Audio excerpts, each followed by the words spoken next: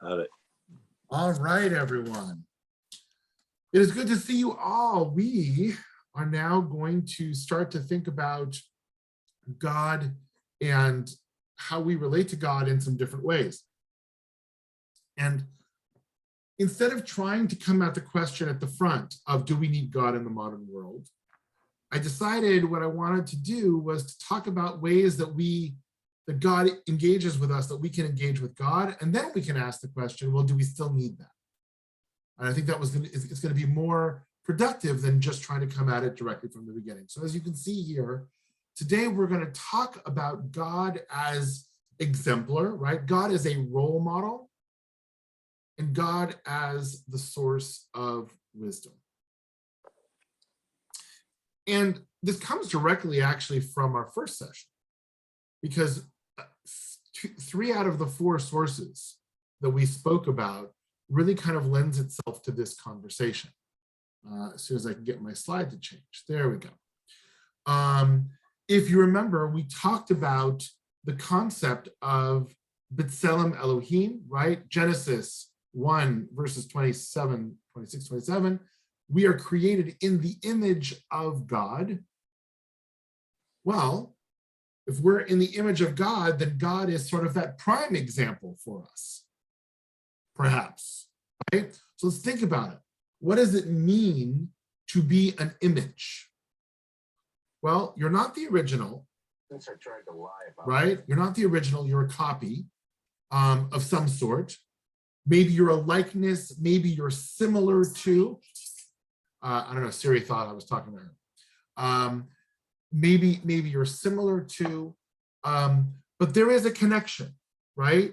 And we look to that image whenever there's a problem, an error, right? If we're Xeroxing, if we're copying something, and we see that there's a error that's crept in to the reproduction, we have to go back to that original and try to find it and try to say, okay, let's go back and try to reproduce that. So there is this sense of looking back to that original if we consider ourselves to be in the image of God.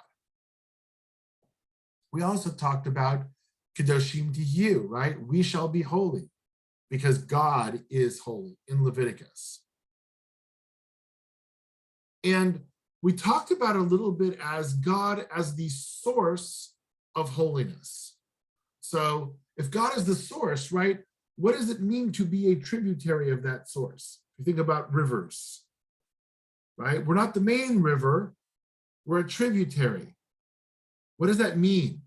How does that play out for us? And finally, we talked about the section in Sotah, where we said that we were walking in God's ways. L'halech achar midotav. We walk after the way that God behaves. And so if we're emulating God, then God is that example. We have to look to the way that God behaves in order for us to be able to emulate it. And ultimately, all 3 of these sources are based on the idea of we should live our lives because we are like God. We're the image of God. We're holy like God, or we're supposed to behave like God. And therefore, it requires God as an example. So where do we find these examples? Right? Well, we can find them directly through the stories in the Torah. Well, this is how God is behaving, so we should behave that way. Right? God is merciful. God God brings judgment. God remembers the slaves, right? All of these are attributes that we could conceivably emulate based on the stories that we have.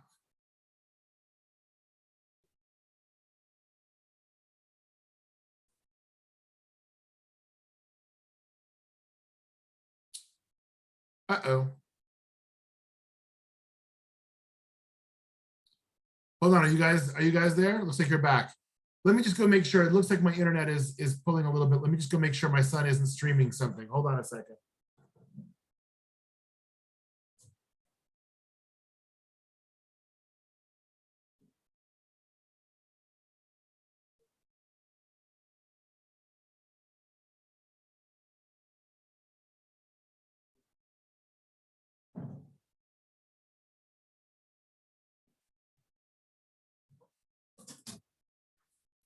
All right, well, he says he wasn't streaming. So, all right, Peter, what's your question?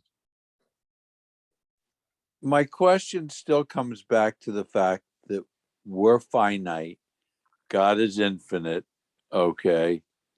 And as much as we want to emulate that, my problem is that because of our differences with Hashem, we can never really understand that.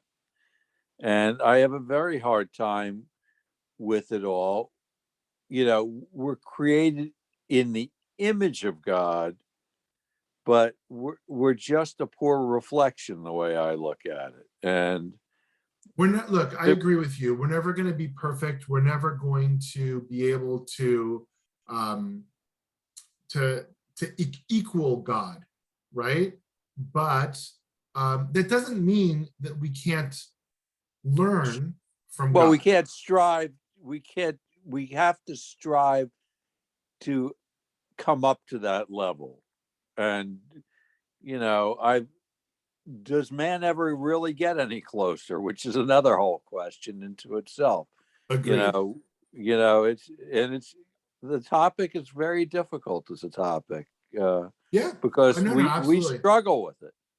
Absolutely. We all struggle with it. It's hard. But that doesn't mean that we don't keep trying. And so what our text tells us to do, right, is to try to emulate as best as we can, to try to understand what it means to be the image of God, try to understand what it means to have God as a source of holiness and have that flow through us as well.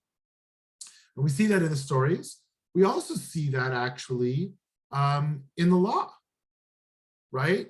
We believe that God gave us halakha, God gave us these laws in the Torah to help shape our behavior. So the law itself, the halakha itself, is a source of understanding how we should behave, how we should model ourselves, based on the fact that God gave it, that law to us. We also can look at it indirectly, which is then going to be through the interpretations of the different texts, of the different stories that then the rabbis are going to do. And that's much less direct. So my question for us, and I'm hoping to maybe get a little bit of a conversation going, is, right, what biblical stories do you see as role models for our behavior? What stories do you know of that you say, okay, that's something that we can think about, that's something that we can try to emulate, that's something that we can try to do, that we can model?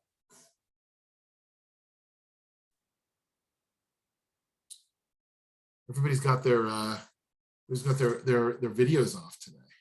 We're all private. Go ahead, Brooks.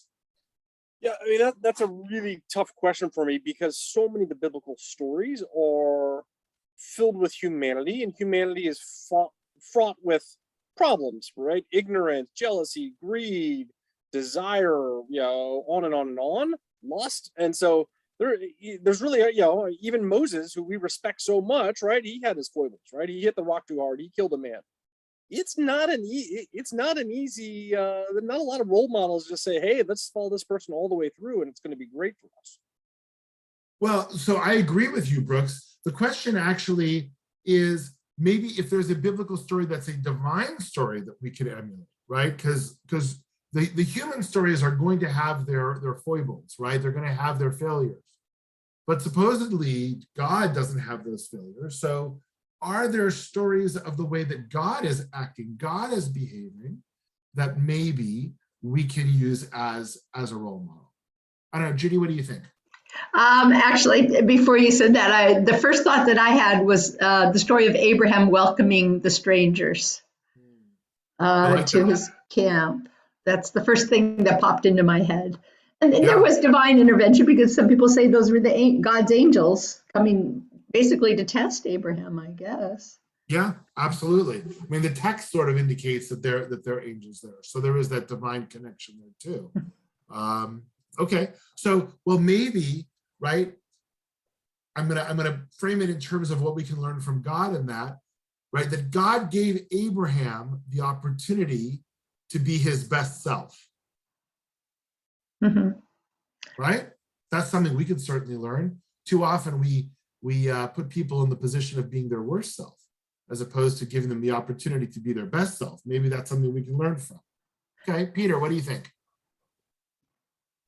I think that in most cases, and I hate, when I listen to some Chabad lectures, that we always talk about fear with God.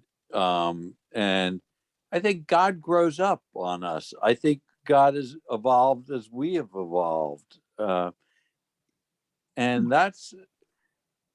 I think God was an infant too at some point in time. And as much as we look at him as being an infinite being, he was vengeful. He destroyed the world, at the flood. I have a hard time with a God that would destroy everything and start again. And I think he grew up too. He was an adolescent and he grew up as well. And what we're getting now is, these are moral lessons and moral codes that we set down for humanity, and that we hope we've learned something from it along the way. And that's why we're still here talking about it, 3,000 years later. Look, Peter, one of the things that we struggle with, and I agree with you, is that some of the behaviors that God exhibits, whether it be wrath or vengeance or those sorts of things, make us a little uncomfortable. And we answer the question by saying, well, that's God, God knows best, sort of thing. But it still makes us uncomfortable. And so that is the flip side to this, right? Of God as a role model, which we haven't really talked about yet. And I think he does grow up, though. He's there, and then you get to the Exodus. Who makes the people wander around for 40 years? There was a point behind it, and that's the moral. I mean, so look, when I struggle with the idea of growing up, but I do think the idea. I don't mean it in a physical growing up, by the way. I understand, but I like the idea of God. Just as parents get better as they get more experience, maybe God got better at relating to us as God got more experience and figuring out who we were as human beings. Jack. When I read that sentence, it says, "What biblical stories do you find as a role models for human behavior?" I put an hour human. Yes. And I think about the story as an example, the story of Saul, Samuel, and the Amalekites, where basically God, through Samuel, said that the Israelites should destroy Amalek, kill everybody in Amalek, and so forth. And, he didn't follow the rule and so forth. And so he basically got kicked out of his kingship. But what bothers me is that same sort of behavior has bitten the Jews many, many times. A good final example is the Holocaust and many other, Inquisition. Many times, because I think of it as God following role model for human behavior, I see that as a model for human behavior, and it's not very good. I mean, look, there are some sections of our text that we really struggle with because of that. I agree with you. And so, look, I mean, here's what I would say. I guess as a child, I would say, I've learned as much from my parents of what to do as what not to do. Right? Now, I think we struggle with that philosophically and theologically when we're talking about God that way, but let's just go with it for a moment, right? Right? That there are things that my mom did or my dad did when I grew up where I said, that's how I want to be when I have kids, or that's not how I want to be when I have kids. And sometimes I say that's not how I want to be, and then I look at myself and I realize that is how I am anyway, right? Which is a whole other human, challenge. So these stories as role models, as exemplar, maybe we can say it's positive and negative in terms of what we can learn from all of this. And I think, look, we have a saying in Judaism that says Torah nichtav b'lashon adam, which means that the Torah was written in the language of humanity. So the Torah was written for us in concepts that we can understand. And therefore, it's limited by that because it's limited by what we can understand and how we can perceive it. And so some of the examples, some of the role models, some of the stories may not ring as true because they're framed in the way that human beings can understand it as opposed to divine. We're trying to capture that. All right, well, let's look back at the source that we looked at in the first week, because there are some great examples of what this means, right? This is the source again from the Babylonian Talmud. And it talks about, right, what is the meaning of the verse, follow none but the Lord your God? What it means is that we should imitate the attributes of God. And it gives 4 examples. As God clothed the naked, as it is written, and the Lord God made for Adam and his wife garments of skin, and he clothed them, so should you clothe the naked. When was that verse taking place?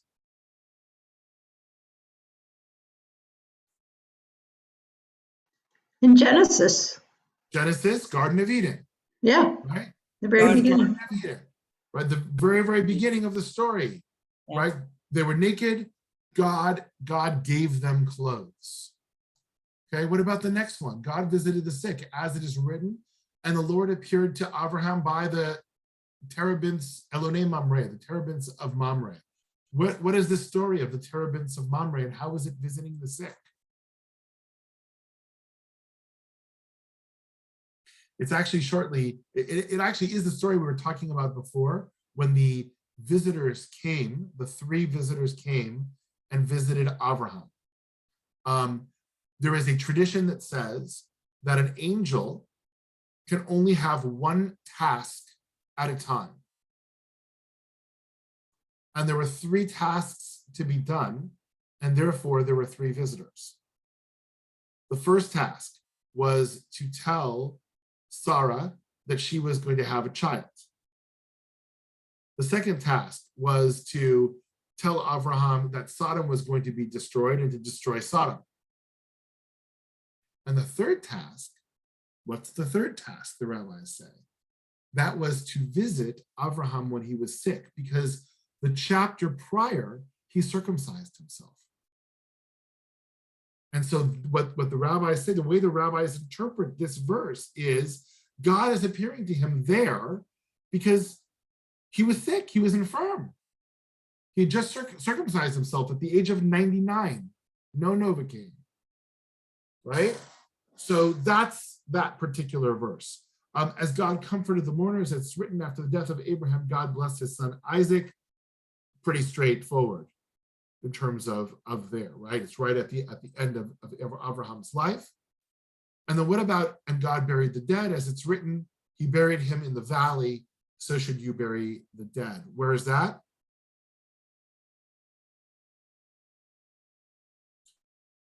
Peter saying it, you're right. It's the final chapter of Deuteronomy. Chapter. Yeah, it's the very, very end, right? God buried Moses, in the overlooking the land of Israel. So here are examples of biblical stories, but more specifically, actions that God takes that we can use as models for our own behavior. And that's really what the rabbis are looking for when they talk about God as an exemplar, God as a role model. It's these types of things are the stories where they're saying, yeah, this is how we should behave. And whether we get it from the stories or whether we get it from the halacha, from the law, it still comes to us from God. Brooks. Yeah, a quick question for you, Rabbi. I mean, the last three items here, visiting the sick, comforting the mourners, and proper burial, are pretty clear in the modern age. What does it mean that, how am I supposed to interpret and imitate clothing the naked? Is that giving, is that tzedakah? Is that giving, alms to, people in need? Yes, I mean, look, I think so. We in the modern age struggle with different things than they did back in the time of the Talmud, back in the Middle Ages and things like that, right? Finding clothes doesn't seem to be as difficult, but poverty is poverty. And, people who are living in poverty, very often they may be wearing clothes, but that means that they bought clothes instead of buying food, right? So, it just depends on what priority that person takes, because, the dollar that they have only goes so far. And so it's still there. To me, clothing the naked is not so literal as you're taking it, Brooks, but it is about making sure that those who have physical needs, right, because of poverty and stuff, that they should be, you should take care of them. Great, thank you. Yeah. Um, Go ahead, Nancy. Isn't there also, I mean, I always interpreted this as more of a modesty issue than, and being able to be civilized and in the company of people without exposing everything about yourself. So more than So look, I think you're correct. I think the simple meaning of the text, because the text itself says they were embarrassed, knew that they were naked, right? And so God clothed them. So it was a modesty issue, but it wasn't modesty because they were running around naked before that without a problem. They only got the clothes after they ate from the tree of knowledge and after they realized that they were naked. Up to that point in time, they were naked and they didn't have a problem with it. So it was a dignity issue and an embarrassment issue that God was responding to, not a physical need per se. Mm-hmm. Yeah. Peter. When you were asking about the stories on the prior slide, and I'm thinking about the stories, the things that surprised me is like the book of Ruth, the book of Esther, the women in the Bible have a lot more compassionate stories sometimes than the men. The five daughters of what's her name? Zelophehad. Zelophehad. So, it depends how you read it, because you could also see, whether it's Rachel stealing her father's idols, or Rebecca, telling Isaac to lie, or Jacob, to lie, right? There's both sides of those stories that are there, both the positive and the negative. Yeah, I understand. Yeah. I was thinking about really like Naomi as being like a amazing role model in 100%. for all of us. 100%. Yeah. But I don't want to take. What I'm disagreeing is in terms of it being always the women have these great stories. There are men who have good stories, and there are women who have bad stories, and vice versa. I think Sure. Naomi was just an amazing person, male, female, otherwise, right? Right. She was just an amazing person. Happened to be a woman. Hillary.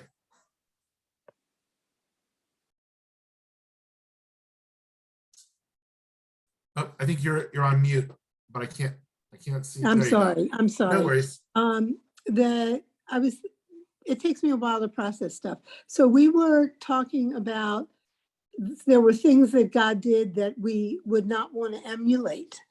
But I'm thinking that in most cases, he corrected his mistakes in some way, if we consider them to be mistakes. So the lesson there is that we should, fix things we broke, things like we that. did wrong. Yeah, I like that. That's a nice answer, Hillary. That's a nice answer. Thank you. Okay, so we've spoken about God as an exemplar, right? As an example. What I want to do now actually is go into the second piece of this and talk a little bit about God as a source of wisdom. I want to go back to some biblical texts. This really clearly in a lot of different ways, right? So here we have out of the book of Isaiah, give diligent ear to my words, attend carefully to what I say. Does he who plows to sow plow all the time, breaking up and furrowing his land? When he has smoothed its surface, does he not rather broadcast black cumin and scatter cumin, or set wheat in a row, or barley in a strip and in a patch? And here's the part that I want.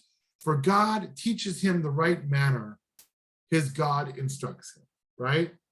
Even the basic necessities of life, right?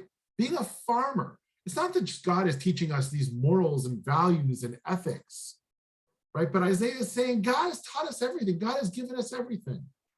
And the wisdom that we have to be able to create, to be able to innovate, to be able to do science, all of those things, that's a gift from God. And we see that also in Proverbs. Going back to fear, this idea of fear of the Lord, which we've talked about before. I think we even talked about in this class. The Hebrew word yirah really means awe, not fear, but it's always translated as fear. So if I catch it, and I didn't because I was doing this, I'm just bringing from another translation, I'll change it to awe. So awe of the Lord is the beginning of knowledge. Fools despise wisdom and discipline. And also for the Lord grants wisdom. Knowledge and discernment are by God's decree. This idea that wisdom, human wisdom, comes from God is found speckled throughout our biblical texts. Another section of Proverbs saying something similar. Instruct a wise man and he will grow wiser. Teach a righteous man and he will gain in learning. The beginning of wisdom is fear of the Lord, and knowledge of the Holy One is understanding. The more we know about God, the more we're connecting, the more we worship, the more we engage with God, the more we're going to know, the wiser we will be.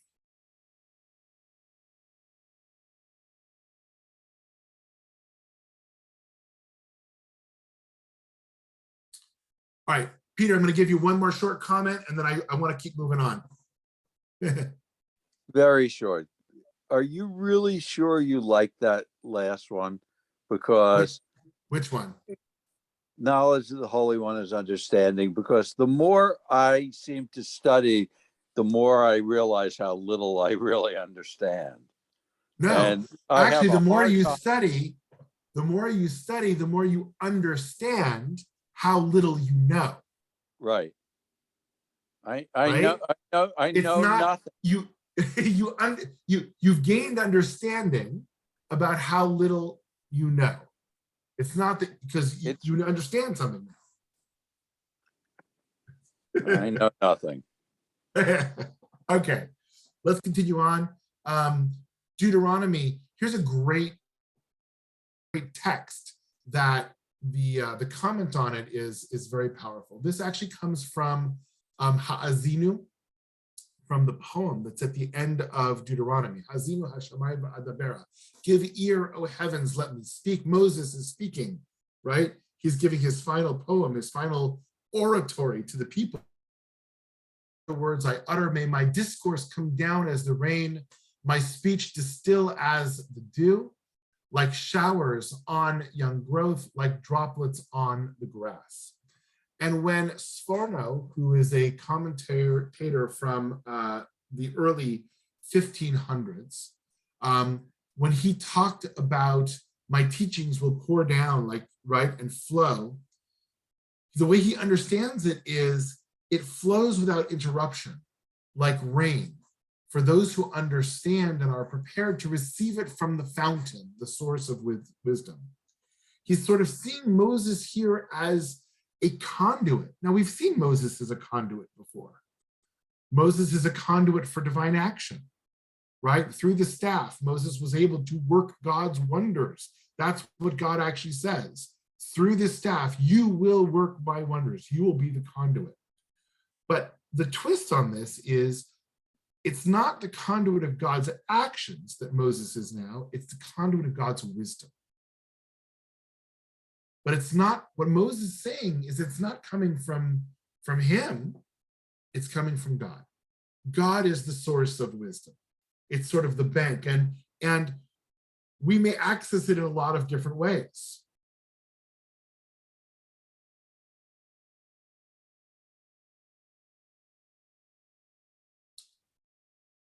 Okay, one more source. I think it's one more source, yes. This is actually from Rav Nachman of Bratslav, and this is a work called Sichot Haran, which was compiled by his disciple. Actually, Rav Nachman really didn't write much down at all. All of the stuff we have from him, which is a lot, comes usually from Rav Nachman, from him, some of his other disciples as well, because they wrote everything down. They wrote what they remembered. They kept the records for all of these stories that we get of Rav Nachman. So this is what he is writing here. The Rebbe once spoke to me about innovating original concepts in the Torah. Speaking with wonder and awe, Rav Nachman said, from where does one get a new concept? When one is worthy of innovation, his original thoughts are really very wondrous and mysterious. From where do they come? In such an original idea, one can see a revelation of God as something is brought from nothingness into existence. At first, you do not know the idea at all. It still exists within the infinite in a state of nothingness. This is the source of all wisdom. Every new idea is drawn from this source. Therefore, we see God's revelation with each new idea in Torah. This is very powerful, right? Because what he's saying here is any idea that we humans can come up with, any innovation, right? If God is infinite, then of course God already has that idea. God already has that knowledge. God is the source of all of that. And it's somehow, some way, we're able to access that. We're able to draw on that source, and that new innovative idea comes into our head. And I like what he does here because he's saying, as something is brought from nothingness into existence, he's using words that I'm sure it's like his philosophical ear, right? This is creatio ex nihilo. This is creation out of nothing. Classic philosophical text about God. Only God does that, right? Only God creates out of nothing. And so when he says these ideas are coming out of nothing, he's saying it's not us creating them, because only God can create out of nothing. It's God allowing us to access or being part of us being able to be part of that for a moment. Jack. You know, this reminds me so much of the concept known as 0-point energy in physics. Okay. Okay, and the reason is that 0-point energy says that there's virtual particles that are created what you think is vacuum, but it's actually filled up with this sea of quantum mechanical, kind of mush that sometimes appears and sometimes doesn't. So it's like something is coming out of nothing, and the ultimate source of energy for us would be able to tap that. But the point is that that is very similar to that, and I really feel that quantum mechanics is the way God speaks to the world and the universe. But anyway, 100%. I'm very, very much in agreement with you. I love reading. I love engaging in science because that tells me how God is creating the world. yeah. And I'm not as familiar with 0-point energy. Thank you for your explanation of it. I think there's a very good connection to this. That's really nice. I mean, obviously Rav Nachman didn't know about that in the 1800s, but he was accessing that wisdom, so to speak. He kind of felt that. Beautiful. Any other comments on this? When I found this source, it really was a powerful source for me, because it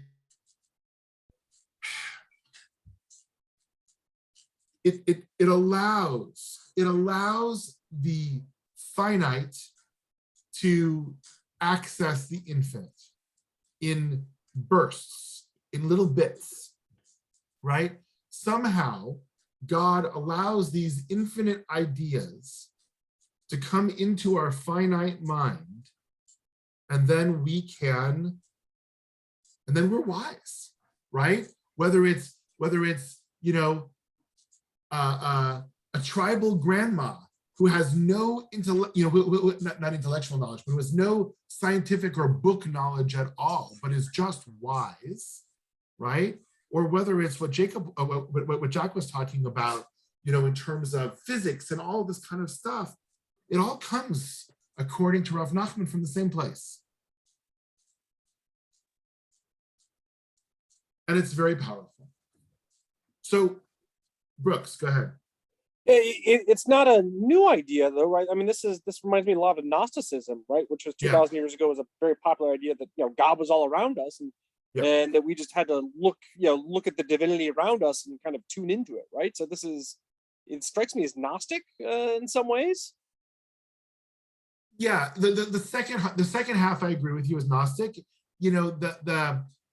I think in Judaism, and it's certainly through Rav Nachman and the mystical teachings, it's more like this cache of knowledge that's actually hidden away, right? So it's not just open yourself up to it.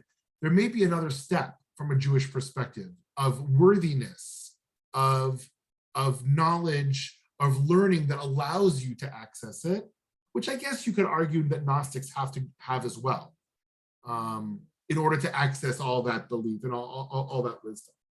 But yeah, I like it. Peter. When you started talking, we're sitting there counting the Omer during this period, and I hear all the attributes that you're saying through all the Sifarot that are listed there in the 49 that we're accounting for them. So it's very Kabbalistic, exactly what you're saying here. So Rav Nachman definitely draws. Yeah, Rav Nachman definitely draws from Kabbalah. And that's why I wrote in the chat, Hakma Bina and Das. Yeah. It's that flash of knowledge that just springs into your head. And the question is whether you can actually discern it, synthesize it, and communicate it with someone else who's finite. Correct. And you can actually take it a step further than that. I think this is where you're going, Peter. So let me just add to what you're saying, is that, in Kabbalistic theology, there are these, God is up there and we're down here. And there are these 10 sfirot, these 10 sort of filters that God's divine presence gets filtered through, that Ein Sof, that infinite, gets filtered into until it comes into this world, the physical world that we have. and wisdom, knowledge, right? Those things, Dea Bina Chochma, are all those sfirot. They're those filters. So what the Kabbalistic texts are actually doing is taking this even a step further, is to say that wisdom is the filter by which we access and understand God. Right? So Rav Nachman is saying wisdom is the gift. Kabbalah, the Kabbalistic movement is doing a little bit different. They're saying wisdom is the filter. So it's a little bit different, but it's still that access and it's still that gift from God. Nice. I like that. I like what you're saying. Any other questions or comments that we have in terms of God as exemplar or God as a source of wisdom? Judy. Hold on, you're muted. Oh, hold on, you're still muted. You gotta push mute.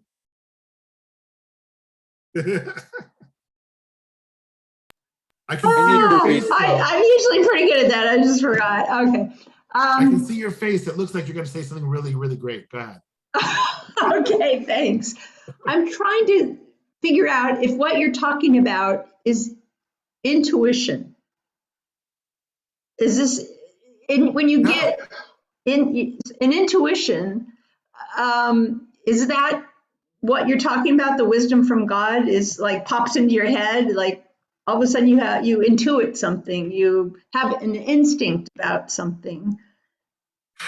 Look, I mean, it's a really good question. I think I need some more time to really think it through. My gut is saying it's not exactly the same. Intuition is just I'm seeing something that maybe other people don't see. But this is more, right? What's the difference between knowledge and wisdom, right? Knowledge, I heard this once, right? Knowledge is knowing that a tomato is a fruit. Wisdom is knowing not to put it into a fruit salad. Okay. Right? Yeah. Right? So like knowledge is what we know. I know this fact, but wisdom is broader than that. Wisdom allows me to use these facts and to start to put them together in new and novel ways, right? And then maybe share that with other people. Wisdom is knowledge is knowing how to make a fire. Wisdom is figuring out, hey, if I put a steak on it, it's going to taste really good. Okay. Right? It's that next step, but it's not quite intuition. And I think intuition is part of it, because maybe the first people are acting on intuition, but wisdom is actually not just intuition, because intuition can't be passed from one person to the next. Wisdom can. Right. Can wisdom really be passed? I mean, knowledge can be passed, certainly, but wisdom, a couple of things I was thinking about is the earliest people, how did they know how to make fire? Something sparked in somebody's head and they figured it out, or how to make the wheel, the first wheel. Yeah, So, and look, there's no doubt that intuition is part of this, but I don't think that intuition equals wisdom. It may be part of the process. Okay, all right. Right, is how I would sort of frame it. Okay. But I don't know, because that's the great thing about these types of classes. Like, if you ask me what does the Talmud say, I can say, okay, here's what the Talmud says or what it doesn't say. But your guess is as good as mine in all of this, right? So, okay, so let's just, any other questions that we have? Cullies, I see your hand just went up. Go ahead. Wisdom is knowing what to do with knowledge. Yeah, I like that. Wisdom is knowing what to do. Like I said, right? Knowledge is knowing that a tomato is a fruit. Wisdom is knowing that just because it's called a fruit, you don't put it into a fruit salad. Okay, good. So next week, we're going to look at, I think, the more sort of emotional side of all of this. Me was the intellectual side. God as source of wisdom, God as Could you a role repeat model. that? Could you repeat that? You froze for a second here. Sorry. This week was about talking about God as a role model, God as an example. So it was the intellectual side of how we deal with God. Next week is going to be talking about more of the emotional side. God as support and God as consolation, right? Because those are very powerful ways that we use God, so to speak, in our day-to-day life. And in the same way, if we ask ourselves, do we need role models? Do we need wisdom in life? Well, where do we find support? Where do we find consolation? Certainly we find it in our friends and our family and our communities, things like that, but can we get it from God? And do we need that from God? I think is sort of the next layer of our as we go through. So that's going to be next week. Any final questions before we sign off for today? All right. For those who I saw at the 40th this last weekend, it was really an amazing celebration, and a special thank you to we have actually 4 founders with us on this class: Judy, Jack, Rona, and Hillary. Congratulations. So yeah, it really was a wonderful weekend, and I guess we're all looking forward to the next 40 years. I had somebody tell me, actually, I'll end with this. I had somebody tell me, so we'll all get together again for 40 years from now. And I turned to them and I said, I'm going to be 94 years old. She said, no problem. I'll pick you up at Seacrest. I said, thanks. Oh, boy. All right, my friends. I will talk to you later. There's no saying that we Thank have you, to Rabbi. meet in Very this nice. world. Thank you. Mazal tov. Absolutely. Hillary, go ahead and say what you wanted to say again. I didn't hear I you. said there's no reason that we have to meet in this world. Well, that's true. I like That's that. true. That is very true. All right, we'll create a little Beit Am when we all get to the next world. All right, my friends, I will talk to you soon. Okay, Good night. Maybe you'll be in the you. same time zone with me. Right.